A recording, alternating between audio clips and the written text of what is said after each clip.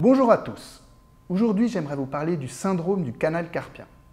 Vous avez une sensation de broche ou d'aiguille dans votre main, des picotements, un engourdissement, c'est peut-être le syndrome du canal carpien. En général, cela touche une main, mais parfois les deux mains peuvent être atteintes.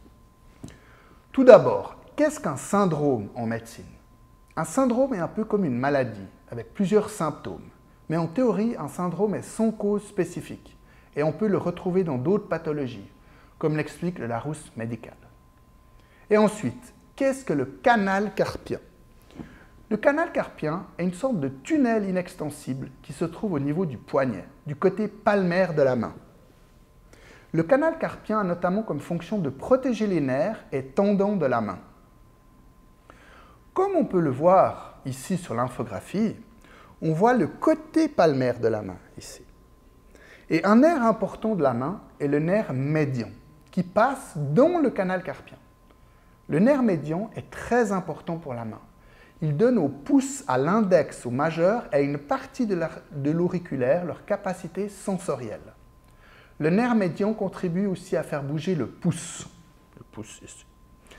Donc, qu'est-ce que ce syndrome ou maladie du canal carpien? C'est quand les tissus qui se trouvent dans le tunnel ou canal carpien deviennent enflammés ou enflés. Le syndrome du canal carpien est une pathologie assez fréquente. Par exemple, aux États-Unis, on estime que 3,1% des travailleurs souffrent de ce syndrome. Vous trouverez les références dans notre dossier complet sur cette maladie sur notre site creapharma.ch. Quelles sont les principales causes de ce syndrome? Le syndrome du canal carpien est provoqué par une pression sur le nerf médian.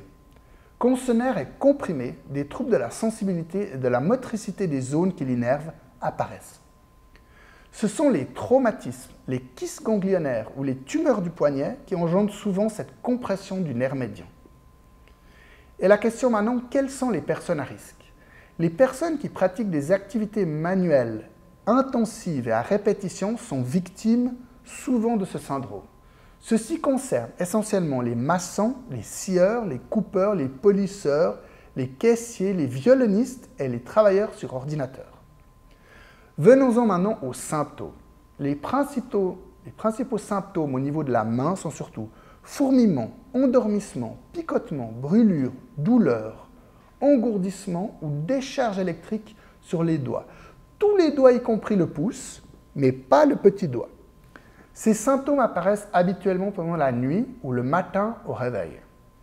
Dans la plupart des cas, les examens physiques du patient, associés avec des tests spécifiques, permettent l'identification du syndrome du canal carpien. Certains tests peuvent être utilisés comme le test de Fallen, permettant de confirmer un diagnostic suspecté. Ce test est positif lorsqu'en position de flexion du poignet maintenu comme deux poignets l'un vers l'autre pendant 30 à 60 secondes déclenche des picotements, des douleurs ou un engourdissement dans les doigts innervé par le nerf médian. Donc, comme on voyait ici, si je mets comme ça les deux poignets, eh bien, si on a cette sensibilité, cela montre que le test de Fallen est positif. Mais parfois, des tests de diagnostic, comme des ultrasons ou d'autres méthodes spécifiques, peuvent être utilisés. Le choix du traitement dépend notamment de sa gravité. Le médecin peut prescrire une thérapie manuelle ou conservatrice, une physiothérapie, des infiltrations médicamenteuses, en général à base de corticostéroïdes, comme la bêtaméthasone, un port d'attelle ou des orthèses. Les récidives qui sont fréquentes imposent en général une opération chirurgicale, avec ou sans endoscopie. La chirurgie est pour les cas avancés souvent le seul moyen de guérir du syndrome du canal carpien.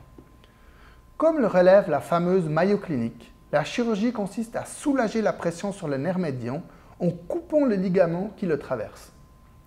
Pour résumer, la chirurgie est en général réservée pour les cas modérés et surtout graves de ce syndrome. Terminons par quelques bons conseils pour soulager ce syndrome et le prévenir. Tout d'abord, prenez régulièrement des pauses, comme l'explique la Mayo Clinic. Si possible, chaque heure, faites 5 minutes de pause. Pratiquez aussi des étirements légers au niveau du poignet et des mains. Rajoutez une protection sur certains objets, comme par exemple un volant, une poignée de vélo ou encore un stylo. Si possible, une protection molle, par exemple à base de mousse, pour réduire la pression sur le poignet et la main. Mettez des gants destinés aux travaux manuels. Alternez, si possible, l'utilisation des deux mains et accordez à votre corps des temps de pause fréquentes, de relaxation et d'étirement des membres supérieurs. Découvrez tous les bons conseils sur le site creapharma.ch dans le dossier complet sur ce syndrome. Portez-vous bien et à bientôt pour une nouvelle vidéo sur creapharma.ch.